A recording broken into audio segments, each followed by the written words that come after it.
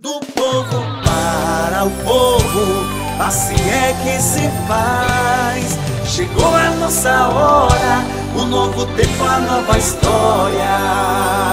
Em cada novo amanhecer, Pedras de Fogo está diferente. A prefeitura está trabalhando, cuidando da nossa gente.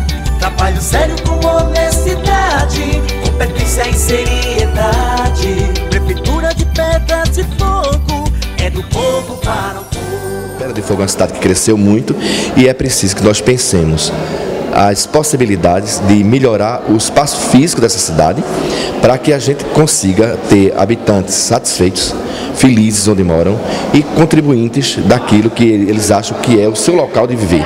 Ou seja, a primeira conferência municipal ela foi articulada junto com a conferência estadual e com a conferência nacional. Então hoje é um dia realmente de discussão importante e a comunidade de Pedras de Fogo se fez presente. Estamos satisfeitos com isso. Vamos traçar metas para o futuro de Pedras de Fogo.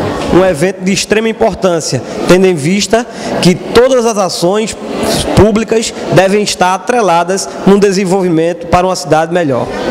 Para mim é uma grata satisfação, né? A gente está fazendo nossa primeira gestão, esse grande encontro, com esse olhar de pensar a cidade a curto, médio e longo prazo, tentando daqui, com as discussões dentro das equipes, dentro das sérias discussões que vão ser propostas a partir deste evento, a gente planejar uma cidade visando a melhoria da qualidade de vida da nossa população. Então é um momento muito rico, é um momento de extrema importância e de verdadeiro exercício da cidadania.